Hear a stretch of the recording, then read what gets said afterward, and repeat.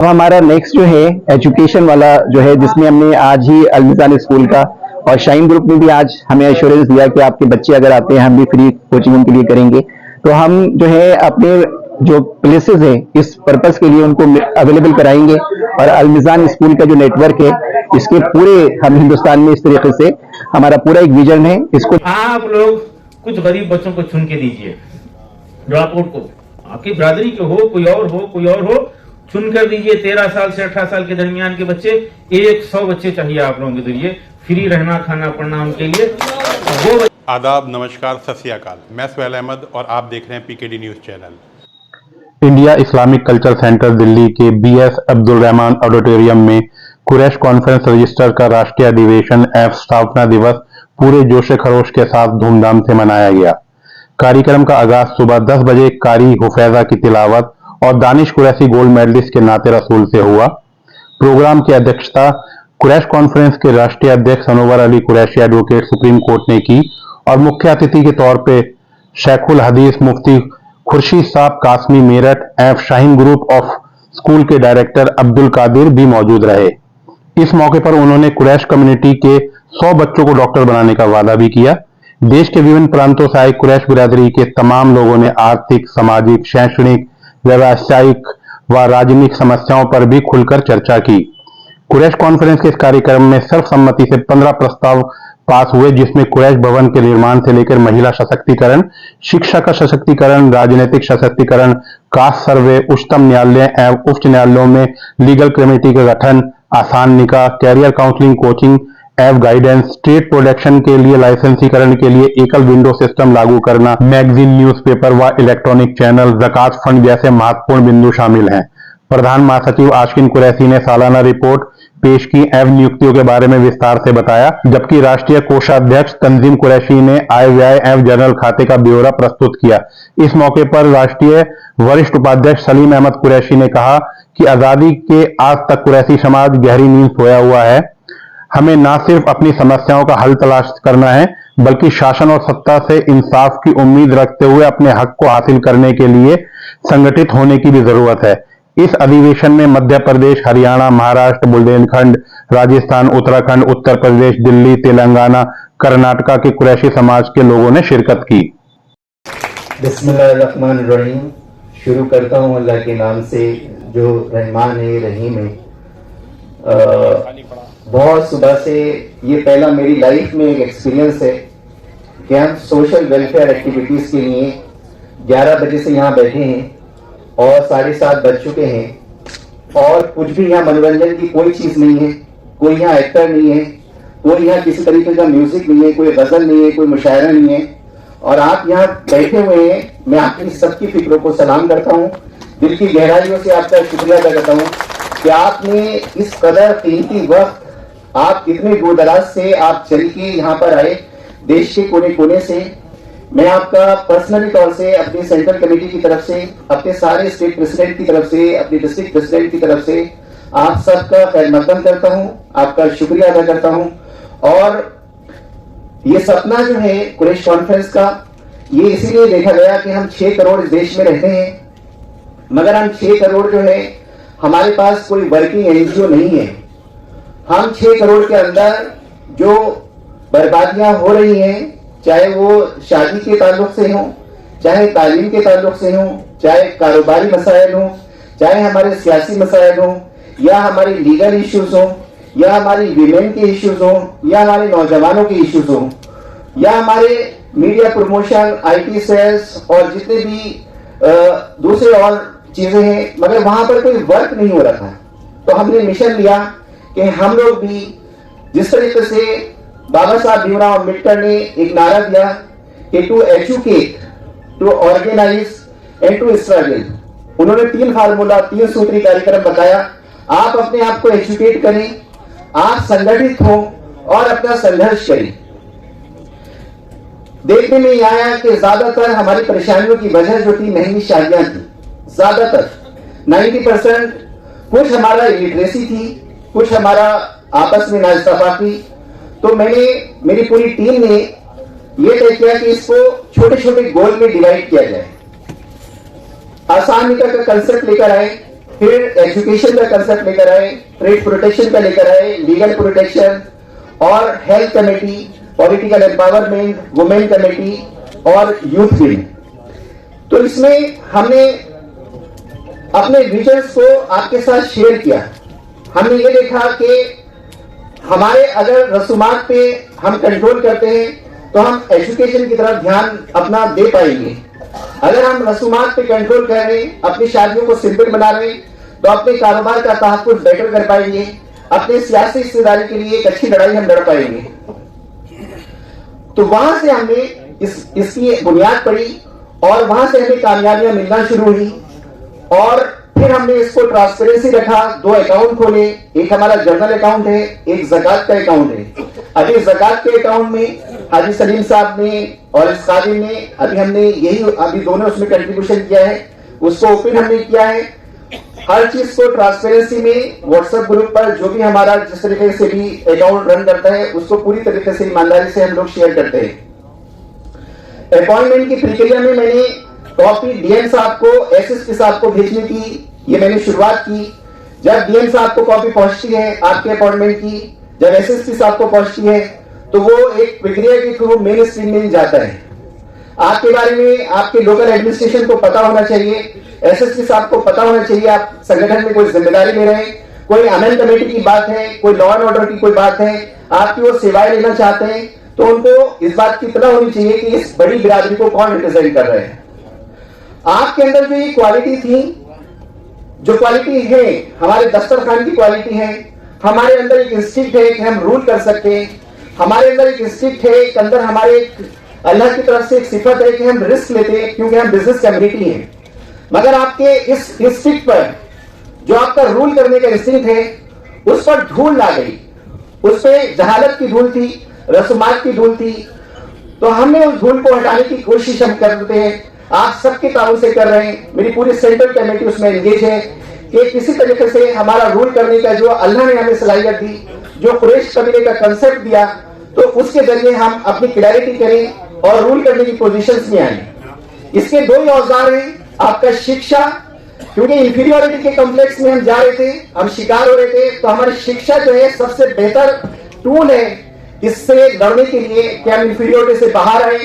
और दूसरा हमारा था कि हमारा ताल्लुक जो है कुरैश कबीले से है। ये 2 बातें जब आपके जहन में घर कर जाएगी, तालीम आ जाएगी और आपका परसेप्शन बदल जाएगा, तो जो सोता हुआ शेर है वो जाग जाएगा, वो सियासी हिस्सेदारी में भी बात करेगा, वो एजुकेशन में भी बात करेगा, वो अपने कारोबार के तहफ़्फ़ुज़ की भी बात करेगा।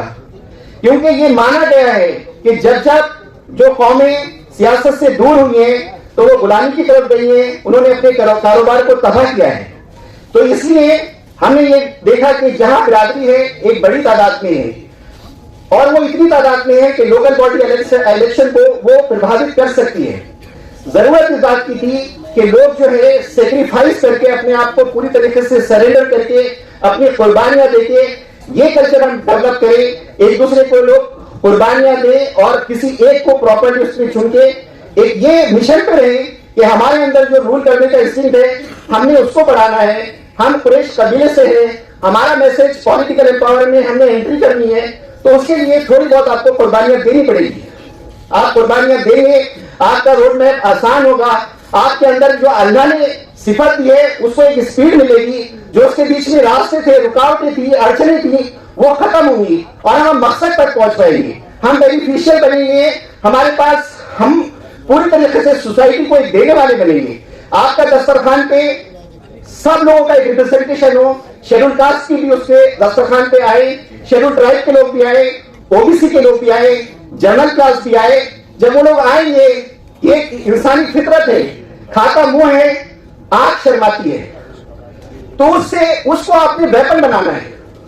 जब आप दस्तरखान की है भी आपकी आदत, मगर उसमें डिसएडवांटेज सेक्शन भी उसमें अगर आपके साथ शेयर करता है, ओबीसी भी शेयर करता है, तो वो जरूर आपको याद रखेगा, आपकी एक्सेप्टेबिलिटी बढ़ेगी, आपका पॉलिटिकल निर्माण होगा, आपको हर जगह रिकॉग्निशन होगी। आप दस्तरखान के जरिए उस मकसद को भी हासिल कर सकते हैं जो कि बिल्कुल हलाल, एक जायज, एक वेल रिकॉग्नाइज्ड इस्लामिक प्रिंसिपल से भी सबसे बेस्ट तरीका है।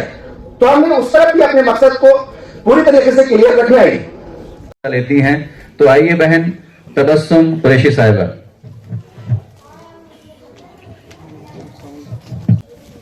अस्सलाम वालेकुम वरहमतुल्लाहि वबरकातुहू। बेशक सारी तारीफ़ें अल्लाह के लिए हैं जो खालिक मालिक और गफूर रहीम है हमारा, और करोड़ों लाखों दुरूद हमारे प्यारे आका सल्लल्लाहु ताला अलैहि वसल्लम पर। और मैं बहुत शुक्रगुजार हूँ हमारे नेशनल प्रेसिडेंट सनोवर अली कुरैशी साहब, सलीम कुरैशी साहब, और हमारे डॉक्टर इफ्तिखार साहब, अकरम कुरैशी सर, मोइन खलील जी और शराफत अली कुरैशी साहब की, और बाकी के सारे मेंबरान की तरफ से और सारे हमारे मुंबई यूनिट की तरफ से मैं आप सबको मुबारकबाद पेश करना चाहती हूँ इस सालाना इजलास के लिए। और हमारी सारी यूनिट ने, हमारे प्रेसिडेंट नासिर कुरैशी साहब ने आप सबको बहुत बहुत मुबारकबाद पेश की है।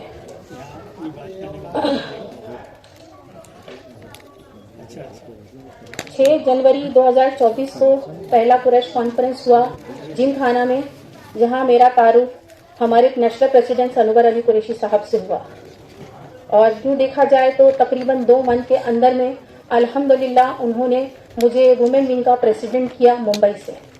और इसी कुरैश कॉन्फ्रेंस के बैनर से मैं ओबीसी के ऑर्गेनाइजेशन से जुड़ी, और वहाँ हमें शब्बीर सर जो नेशनल प्रेसिडेंट है ओबीसी ऑर्गेनाइजेशन के, उन्होंने मुझे मुस्लिम कम्युनिटी जो मुंबई यूनिट की, वहाँ से भी लेडीज़ का प्रेसिडेंट किया।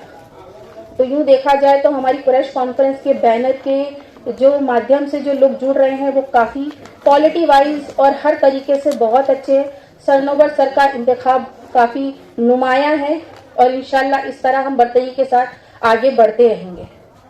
मैं बहुत शुक्रगुजार हूँ जो बच्ची अभी गई जोया कुरैशी का, जो उन्होंने आधी बात तो वुमेन एम्पावरमेंट को लेके जो सवालात उठाए वो बेशक लाजमी है, लेकिन और उन्होंने आधी बात तो मेरी कह दी है।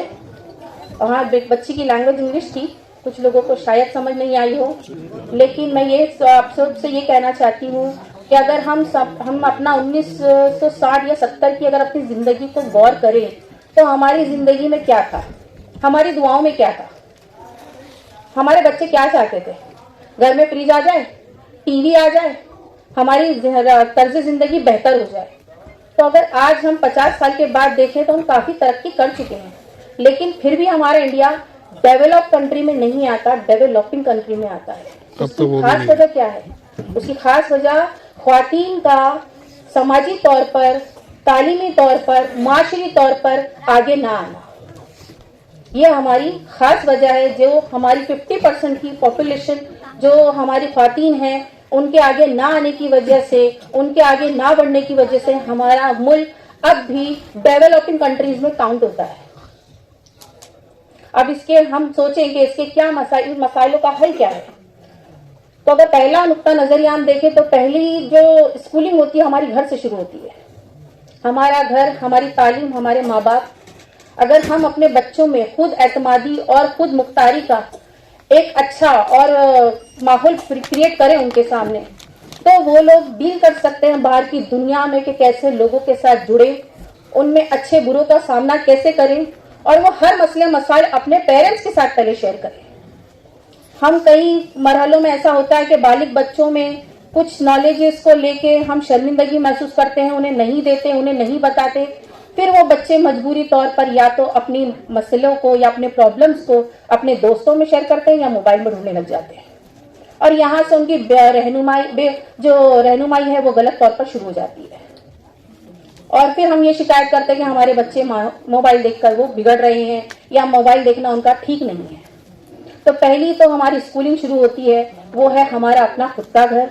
हम पहले अपनी इस्लाह करें, अपने बच्चों के जहन में जो एक fear of sense of fear है कि खौफ है किसी भी तरह का समाजी लेवल पर, एजुकेशनल लेवल पे, उसको दूर करें। उनमें इतनी खुद एतमादी पैदा करें कि वो अपने मसले मसाइल हमारे पास लेकर आएं और हम उन्हें अच्छी रहनुमाई के साथ उन मसाइल का हल बताएं। दूसरी बात ये कि लेडीज में जब बच्चे बड़े हो जाते हैं, उनकी शादियां हो गई हैं, तो लड़कियां सोचती हैं कि यहाँ मेरी जिंदगी खत्म हो गई, अब मुझे तालीम की कोई जरूरत नहीं है, मुझे बच्चों की परवरिश करनी है, ये काफी हो गया मेरे लिए। नहीं, बिल्कुल नहीं। हम औरतें ये शिकायत भी करती हैं कि मर्दों को हकूक हासिल हैं, अपने इख्तियारात हासिल हैं कि वो फैसले ले सके घरों के और बाहर के। क्यों?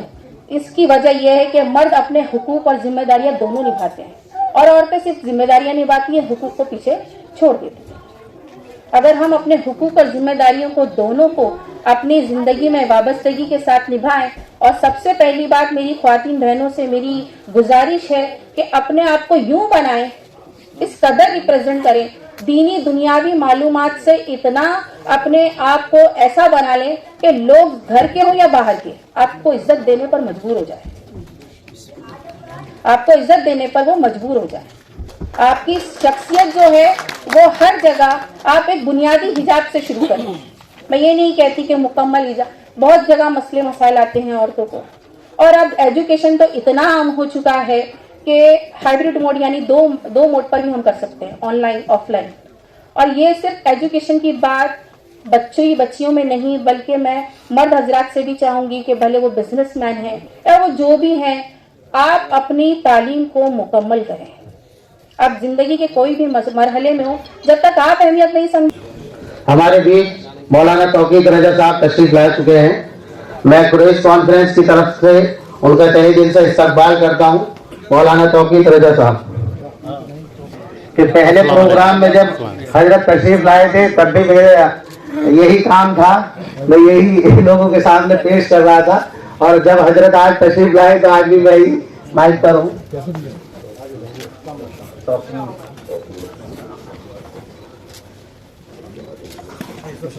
माशाल्लाह बहुत खूबसूरत प्रोग्राम है।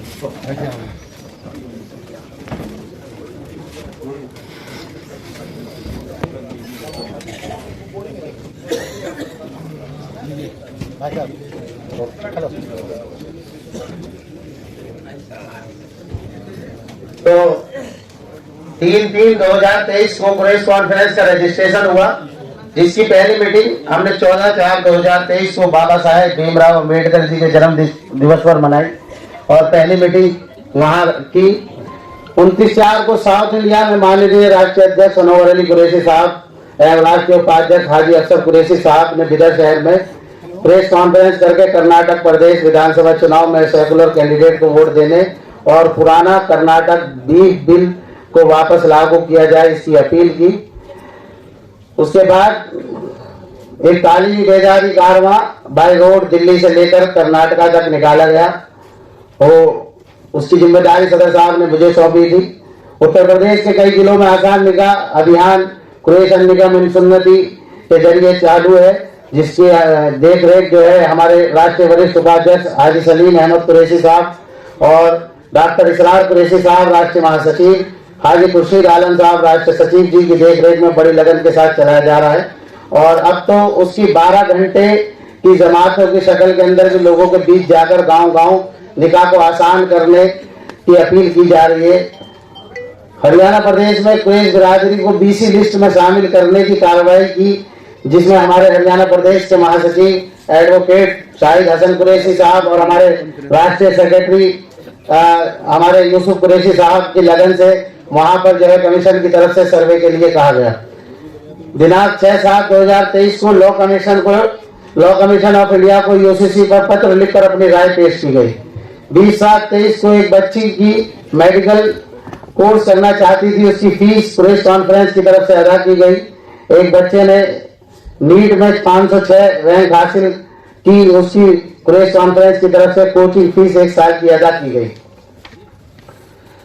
मुख्य सचिव उत्तर प्रदेश सरकार को पत्र लिखकर कांवड़ यात्रा के समय में सभी मीट दुकानें प्रशासन की तरफ से जो बंद करने का विरोध किया गया और उनको सुचारू रूप से कांवड़ यात्रा के समय में दुकानें खोलने के लिए निवेदन किया गया। 27/7/23 को श्रीमती सोनिया गांधी और प्रियंका गांधी जी से कुरैश बिरादरी की समस्याओं को लेकर पत्र के माध्यम से अवगत कराया गया और पार्टी में बिरादरी की हिस्सेदारी को लेकर भी निवेदन किया गया। माननीय मुख्यमंत्री श्री अशोक गहलोत जो पूर्व मुख्यमंत्री हैं को पत्र लिखकर जयपुर नगर निगम में एकमात्र मुस्लिम महिला पार्षद रेशमा बेगम कुरैशी जी को जयपुर महापौर बनाए जाने के लिए निवेदन किया गया। और दिल्ली नगर निगम द्वारा लाए गए नई नीट पॉलिसी के खिलाफ दिल्ली नगर निगम महापौर व उप महापौर जी को ज्ञापन दिया गया और पॉलिसी में बदलाव की मांग की गई। 14/11/2023 को कुरैश कॉन्फ्रेंस रजिस्ट्रेड द्वारा कई जिलों को व राज्यों में माननीय प्रधानमंत्री श्री नरेंद्र मोदी जी को ज्ञापन भेजा गया, जिसमें जस्टिस स्ट्रक्चर कमेटी की सिफारिश को लागू करने के लिए निवेदन किया गया। बुलंदशहर मुस्लिम गर्ल्स इंटर कॉलेज में पढ़ने वाली एक बच्ची के एग्जाम की फीस कुरैश कॉन्फ्रेंस की तरफ से दी गई। फिरोजाबाद में 11 मीट शॉप लाइसेंस के लिए संबंधित अधिकारियों को पत्र लिखकर मीट शॉप लाइसेंस को बनवाया गया। झांसी में प्रेस कॉन्फ्रेंस के पदाधिकारियों ने अपनी 2 जगह देकर मदरसे चालू किए गए, जो उर्दू मदरसा बोर्ड के तहत चालू है, जिसमें दुनियावी और दीनी तालीम दोनों दी जा रही है बच्चों को। और 100 मीट शॉप लाइसेंस बनवाने में हमारी झांसी की टीम, जिसमें हमारे राष्ट्रीय सचिव कलाम कुरैशी साहब के साथ में वहां की टीम ने मिलकर उन लोगों के लाइसेंस को बनवाया और सरकार से बात कर वहां पर एक मॉडर्न पोल्ट्री और फिश मार्केट को बनवाने का काम किया। महाराष्ट्र टीम के राष्ट्रीय उपाध्यक्ष ने हमारे महाराष्ट्र टीम के साथ डॉक्टर आसिफ कुरैशी जी ने ईद उल अजहा के मौके पर पुलिस कमिश्नर जी से मुलाकात करके निवेदन किया कि ईद उल अजहा के मौके पर जानवरों की किसी भी गाड़ियों को कोई भी प्राइवेट व्यक्ति चेक न करे। पुलिस कमिश्नर साहब ने मीडिया पर आकर निर्देश दिए कि कोई भी व्यक्ति प्राइवेट गाड़ियों को चेक नहीं करेगा। चीफ सेक्रेटरी परिवहन होम डिपार्टमेंट महाराष्ट्र सरकार को ज्ञापन दिया कि जानवरों के यातायात प्रमाण पत्र जारी किए जाएं, ताकि पशु व्यापारियों को पशु लाने और ले जाने में आसानी हो। इसी संबंध में विधायक जनाब अबू आजमी साहब से भी मुलाकात की गई और ज्ञापन दिया गया। चीफ सेक्रेटरी नगर विकास महाराष्ट्र सरकार ने को निवेदन दिया कामरी नगर परिषद स्लेटर हाउस व नागपुर सिटी स्लेटर हाउस को आधुनिकीकरण किया जाए और इसके लिए 29 करोड़ 13 लाख रुपए आवंटन किए जाएं और ताकि दोनों स्लेटर हाउस का आधुनिकीकरण किया जा सके। 19 दिसंबर 2023 को दिल्ली का पहला अधिवेशन हुआ और कर्नाटक के बिदर शहर में कुरैश कॉन्फ्रेंस रजिस्ट्रेड गए। स्टेट प्रेसिडेंट जनाब अब्दुल नबी कुरैशी साहब की मेहनत और जद्दोजहद से सरकार के द्वारा पशु मेले के लिए जगह मुहैया कराई गई, जो बिदर शहर में पेंट का काम अब चालू है। दिल्ली प्रदेश में 9वीं से 12वीं कक्षा तक के बच्चों के लिए काउंसलिंग सेंटर चलाए गए, जिसकी देखरेख हमारी दिल्ली टीम और दिल्ली प्रदेश अध्यक्ष जनाब निजामुद्दीन कुरैशी साहब ने की। तेलंगाना, दिल्ली और महाराष्ट्र प्रदेश के अधिवेशन किए गए। राष्ट्रीय अधिवेशन व शिक्षा सम्मेलन किया गया और आज स्थापना दिवस व दूसरा राष्ट्रीय अधिवेशन मनाया जा रहा है। कांग्रेस पार्टी के राष्ट्रीय अध्यक्ष श्री मल्लिकार्जुन खड़गे जी से मुलाकात कर कुरैश बिरादरी की राजनीतिक सशक्तिकरण के लिए बात की गई व ज्ञापन सौंपा गया। कर्नाटक प्रदेश के ऐतिहासिक शहर बिदर में कर्नाटक प्रदेश अध्यक्ष अब्दुल नबी कुरैशी साहब की मेहनत से वहां पर जो सरकार द्वारा जगह अलाट हुई है, वहां पशु व्यापारी अपने पशुओं को लाकर खरीद फरोख्त कर सकते हैं। और इस 1 साल के सफर में सेंट्रल कमेटी के हमारे 23 लोग अपॉइंट हुए हैं। स्टेट कमेटी हमारी 12 राज्यों के अंदर है। स्टेट यूथ प्रेसिडेंट हमारे 3 हैं और लाइफ मेंबर हमारे 221 हैं। और इसी के साथ हमारे अपॉइंटमेंट अल्हम्दुलिल्लाह काफी तादाद में है और ये हम आपको दिखाना चाहेंगे। हेलो,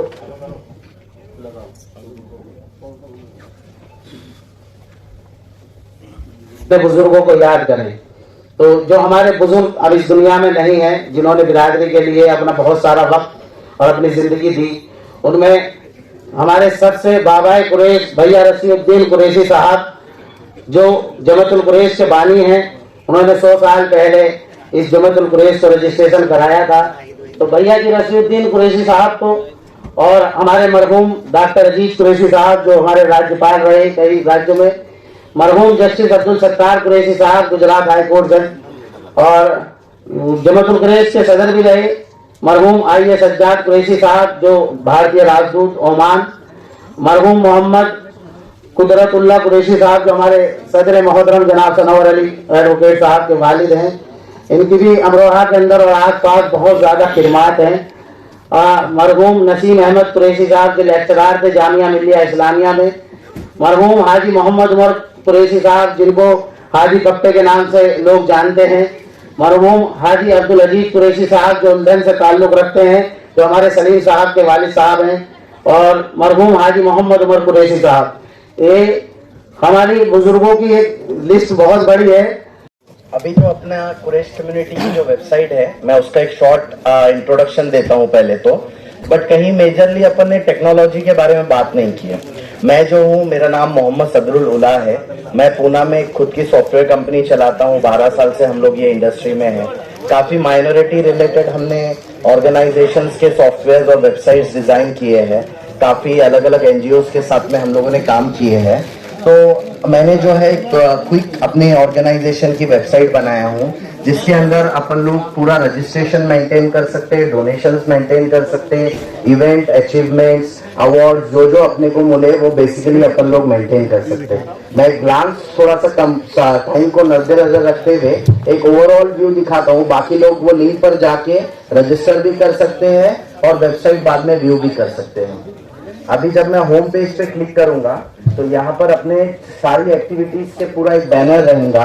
वो एक्टिविटीज के बैनर में जो जो अपन लोग काम करते हैं, पहले एक वेलकम पेज रहेगा। वेलकम पेज में अपन जो करते हैं वो पूरी चीजें बेसिकली वेलकम बटन रहेगा। ये वेलकम बटन में अपने ऑर्गेनाइजेशन के फोटोज रहेंगे। फिर उसके बाद जब नीचे जाएंगे अपन लोग, देन वो हु वी आर, अपन लोग क्या है उसके बारे में डिटेल इंफॉर्मेशन रहेंगी। यहाँ फोटो रहेंगी ऑर्गेनाइजेशन टीम्स की। अभी जो फोटोज अवेलेबल थे वो मैंने डाल दिया हूँ। बेसिकली ये यहाँ अपना मिशन क्या है, अपनी स्टोरी क्या है, अपना विजन क्या है, ऑब्जेक्टिव क्या है। देन उसके नीचे जब आएंगे तो अपने रिसेंट एक्टिविटीज क्या क्या है, जो अपन ने कोई ब्लड कैंप लिए रहेंगे, कोई अवेयरनेस प्रोग्राम लिए रहेंगे, तो ऐसे कई तरीके के अपडेटेड रिसेंट फोटोज दिखते रहेंगे यहाँ पर। जब अपन यहाँ पर आएंगे तो अलग अलग तरीके अपन लोग ज्वाइन कर सकते हैं organisation, as a volunteer, as a donor, anything, कुछ भी चीज अपन चाहे तो अपन लोग इस पे क्लिक करके रजिस्टर कर सकते। इसके अपने हिसाब से फॉर्म्स भर के जो जो कैटेगरी अपने पास में है वो सारी कैटेगरीज के लिए। मैं इस काबिल तो नहीं जिस तरह से मेरी तारीफ हो रही है, लेकिन जो मेरी मंजिल है वो मेरे सामने है। मेरी यही ख्वाहिश रहती है कि जो हम आज पूरे जमाने में जो तबाही देख रहे हैं हमारी तरफ, और जो बेचैनी है वो ये है कि हम लोग बड़ी मेहनत से कमाते हैं और बड़ी आसानी से नाजायज तरीके से उस पैसे को खर्च कर देते हैं। और ये जो तंजीम है, इस तंजीम का जो मकसद है, हमारे काबिल एहतराम एडवोकेट सरोवर अली कुरैशी की क़यादत और सदारत में हम लोगों ने एक बड़ी प्लानिंग के साथ जो ये सब तैयार किया है, मैं आज उस पर आपको अपनी तरफ मुखातिब इसलिए करना चाहता हूं कि हमारी इस बेचैनी को समझें। हम ना सियासी हैं, ना हमारी किसी तंजीम से कोई बराबरी है, ना किसी की मुखालफत में हम कोई काम कर रहे हैं। और तकलीफ ये है कि जब कोई सच्ची बात बोलता है तो सैकड़ों लोग उसके मुखालिफ हो जाते हैं।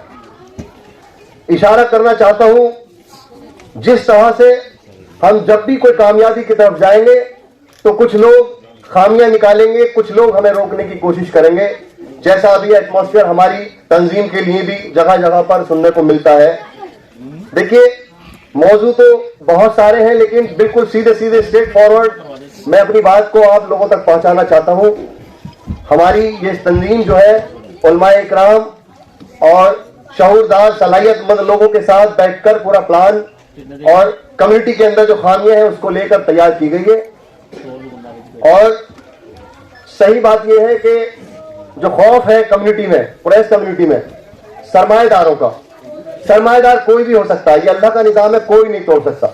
कोई मालदार है, कोई गरीब है, कोई ज्यादा एजुकेशन वाला है, कोई कम एजुकेशन वाला है, तो ये अल्लाह का निजाम है। कुरान के अंदर इसका जिक्र है, तकदीरों का जिक्र है। लेकिन क्या होता है कि जो सरमाएदार हैं वो ये भूल जाते हैं कि उनकी जान हम जैसे गरीबों के पास है।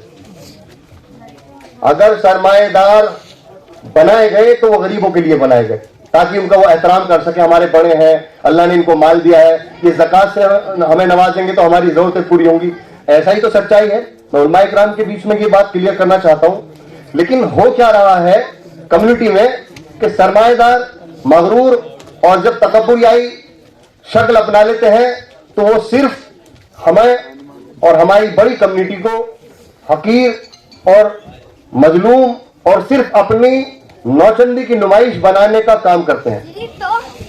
यानी अगर कोई मालदार है, कोई बड़ा प्रोग्राम कर रहा है तो वो सिर्फ ये चाहता है कि 10,000 लोग आ जाएं। सर एक मैं तमाम साथियों से गुजारिश करूंगा कि ये बच्चे जो हमारे दौड़ते फिर रहे हैं इनको एक जगह बिठाएं, इनके जो मम्मी पापा हैं इनको ताकीद करें कि ये दौड़े नहीं। बहुत अच्छी और काम की बातें चल रही हैं। जी सर। तो मेरा मौजू ये बताने का इसलिए है कि कुछ लोग कहते हैं कि यार ये कुछ भी बोल देते हैं, किसी की इज्जत उछाल रहे हैं, किसी की बेइज्जती कर रहे हैं। अल्लाह जानता है कि हम इस बात को मैं आपकी गवाही और आपकी मौजूदगी में बता रहा हूं, अल्लाह को हाजिर नाजिर रख के हमने अभी तक माइनस में भी कभी नहीं सोचा कि हम किसी की शान के खिलाफ कुछ बोलें।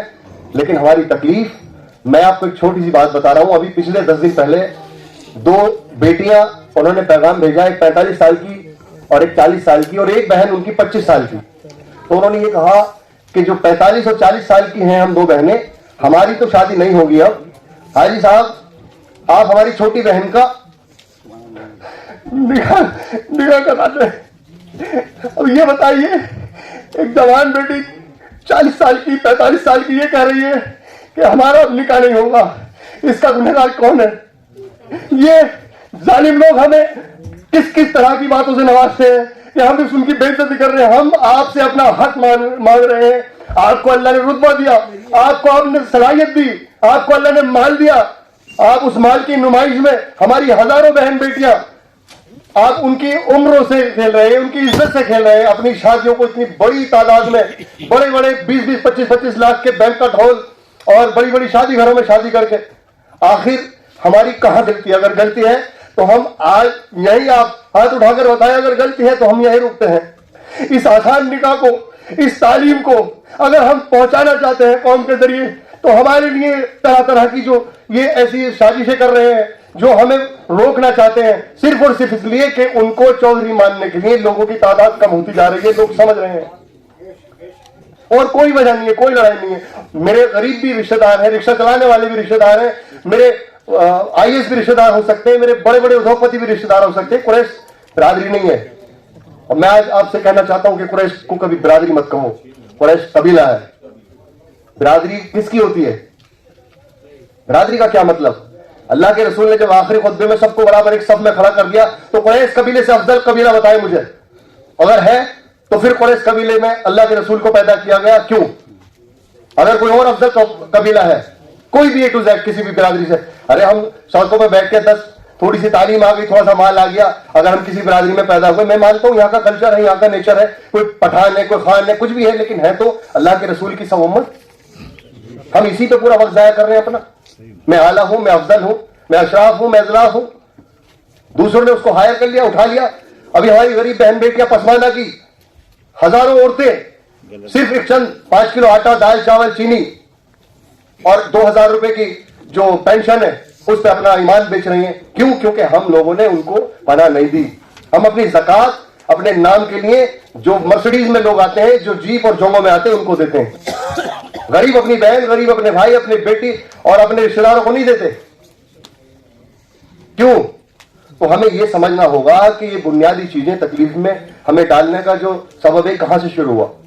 देखिए, ये सबसे बड़ी बात है कि हम लोग जिन चीजों पे फोकस कर रहे हैं, तंजीमें चाहे 1000 बना लें, लेकिन जितने आप लोग बैठे हैं, हमें समझना होगा कि इसमें किसकी पॉलिसी, किसकी चाल है।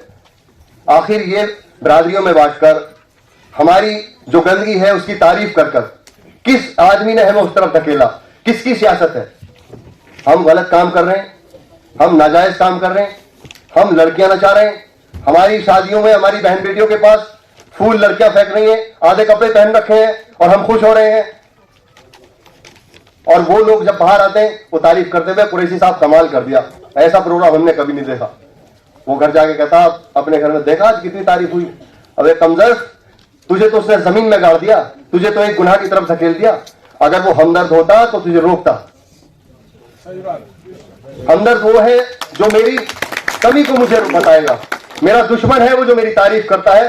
तारीफ किसकी? तारीफ तो अल्लाह की है। हम माल से लोगों की इज्जत कर रहे हैं, अमाल से नहीं कर रहे। मैं भी हूं इसमें। हमने अपने 22 साल गुजार दिए, 22 साल, 18 साल, 16 साल मुझे इस सेंटर का लाइफ मेंबर बने हो गए। बहुत सी प्रोग्राम, बहुत सी मीटिंग्स मैंने अटेंड की। तो सिर्फ और सिर्फ जब तक हम अपनी इस बात को नहीं सोचेंगे कि आखिर हमारे पीछे किसकी पॉलिसी है, हम कहां जा रहे हैं, और हमारे जो सरमाएदार हैं, सरमाएदार हमारे सर के ताज हैं, लेकिन वो ये ना भूलें कि सरमाएदार वो जब हैं जब गरीब भी हैं। अगर सिर्फ सरमाएदार होते तो कौन उनको पूछता। हम तो एहतराम इसलिए करते हैं, कोई IAS है, कोई PCS है, क्यों? क्योंकि उनके पास डिग्री है। सरमाएदार कौन है? उनके पास 500 बीघे जमीन है। हमें उम्मीद रहती है कि कहीं अगर आफत आ गई हमारी कौम पे तो ये सरमाएदार हमारे लंगर लगाएंगे। यही तो इस्लाम का कॉन्सेप्ट है। लेकिन वो लंगर नहीं, वो हमें ज़कात नहीं, हमें वो हक नहीं, वो सिर्फ और सिर्फ हमें अपने नाम के लिए इस्तेमाल करते हैं। और हमने अपने हालात ये बना लिए कि हम उनकी यस कहते ही दुम हिलाते हुए पहुंच जाते हैं, अपना हजारों का नुकसान कर लेंगे सिर्फ इसलिए कि यार नाम होगा, फोटो खींचेंगे, पगड़ी बंधेगी। तो हमारा मकसद ये है कि अब जो चीज है वो ये है, मेरा आपको इशारा जो ये बातें करने का था वो ये है कि असली जो बुनियाद है वो ये है कि हमारी जो फजूल खर्ची है, उस फजूल खर्ची की वजह से हम हलाल को नहीं समझ रहे, हम हराम को नहीं समझ रहे। हमारे काबिल एहतराम एडवोकेट नफीस कुरैशी ने जो बात कही है, बात बहुत अच्छी है और आप लोग हजरात से रूबरू होने का मौका इनायत किया।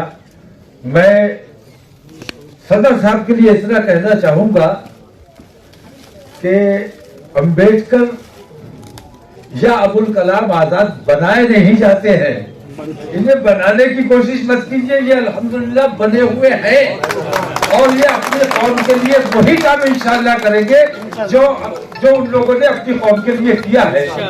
आप लोगों की कोशिशें, आप कुरैश बिरादरी ने जो काविशें की है, मैं तहे दिल से उनका इस्तकबाल करता हूं और तारीफ करता हूं। और मेरी ये ख्वाहिश है कि आपके जो नजरियात हैं और जो कोशिशें हैं इस्लाह माशरा के हवाले से भी, जो मैंने नजरियात सलीम साहब के देखे या सदर साहब के देखे, मुझे ऐसा लगता है कि ये काम सिर्फ कुरैशी हजरात में नहीं बल्कि पूरी मिल्लत इस्लामिया में ये काम होने चाहिए। जो गलत रिवाज हमारे यहाँ राइज हो रहे हैं उन तमाम चीजों को खत्म किया जाना चाहिए और जो खालिस इस्लामी तरीका है उस तरीके पर हमें काम करना चाहिए। इंशाल्लाह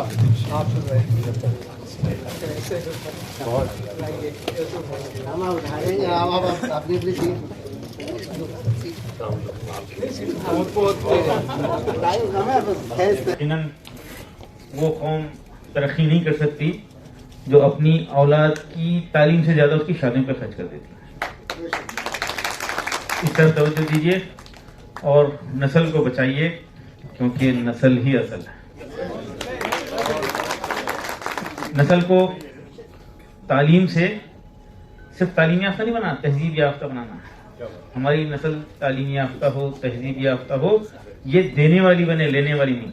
इसको देने वाली बनाना है और वही कौमें जिंदा रहने का हक रखती हैं जो अपनी नस्ल की हिफाजत करते हैं और अपनी तहजीब की हिफाजत करते हैं। लोग तो चाहते हैं कि आप रहिए, अपनी तहजीब को मिटा कर रहिए, ये मुमकिन नहीं है।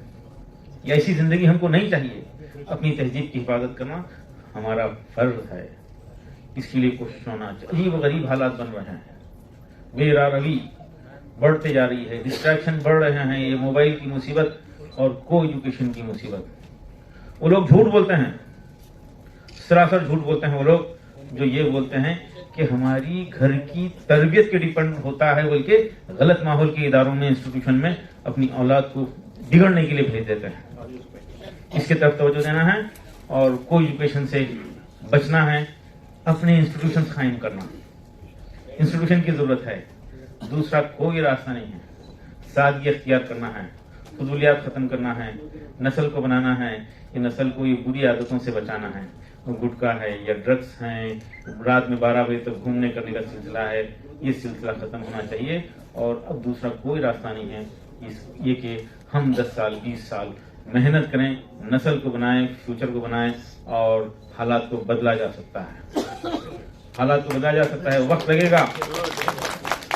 20 साल 25 साल 50 साल को कौमों की जिंदगी में वक्त कहते हैं, वक्त लगेगा। 20 साल लगाइए, बदल दीजिए, 24 को 42 कर दीजिए और उस वक्त हालात हमारे इंशाल्लाह हमारी नस्लें जो है उस वक्त खुशहाल जिंदगी गुजारे। अगर हमारी नस्ल ताकतवर है तो हमारा फ्यूचर ताकतवर है। ये एहसास के साथ औलाद को डॉक्टर इंजीनियर बनाने की ख्वाहिश रखिए, जरूर रखिए, लेकिन ये ख्वाहिश रखना ना भूलिए कि मेरी औलाद मेरे लिए सवाबी जारिया का जरिया बन जाए, मेरी औलाद मेरे लिए जन्नत में हुसूल का जरिया बन जाए और जन्नत में दर्जात को बुलंद करने का जरिया बन जाए। आजकल नस्ल को मामू, चाचा, नाना, दादा नसीहत नहीं कर रहे हैं, नसीहत नहीं कर रहे हैं, कोई नसीहत नहीं कर रहा। ये नहीं पूछ रहे हैं नवाज भतीजे भांजे को, ये नहीं पूछ रहे हैं बेटा ये पैंट फटावा क्यों है तुम्हारा, नहीं पूछ रहे हैं। जबकि कपड़ा फट जाए तो सीकर पहनना सुन्नत है। मैं पूछ रहा हूँ नौजवानों से, कल भी इसी प्रोग्राम में एक नौजवान को पकड़ लिया, पूछा बेटा क्या आप खुद खुश हैं इससे? नहीं मैं खुश नहीं हूँ। क्या अम्मी अब्बा खुश हैं? तो नहीं है। जिनके अम्मी अब्बा खुश नहीं हैं उनसे अल्लाह भी खुश नहीं। ये एहसास दिलाना है नस्ल को। नाना दादा नसीहत नहीं कर रहे हैं नवासी पोतरी को, नाना दादा नसीहत नहीं कर रहे हैं। पता नहीं क्या मरूबियत हो गई है, नवासी पोतरी को ये नसीहत नहीं कर रहे बेटा ये कपड़े पहनने के लिए हैं, चिपकाने के लिए नहीं। ये पता नहीं वो बीमारी कहां से आ गई और हमारे माशरे में घुस गई। लेगिंग्स नाम की इस लेगिंग्स नाम की बीमारी है, हमारे माशरे में घुस गई और सबके सब नजरअंदाज कर रहे हैं, सब नजरअंदाज कर रहे हैं, कहीं इसकी बात गुफ्तगू नहीं हो रही। तो मैं अब चाहूंगा आप लोग अब मुझे बताइए क्या आप इस बात के मेरे ख्याल हैं? क्या हाथ उठा के बताइए। अगर किसी के घर में है लेगिंग्स है तो उसको आज जलाना चाहिए, जलाना चाहिए। आज हमारी बहनें क्या बोलते हैं, आज जलाना चाहिए, आज जलाना चाहिए। किसी के घर में है तो आज जलाना चाहिए।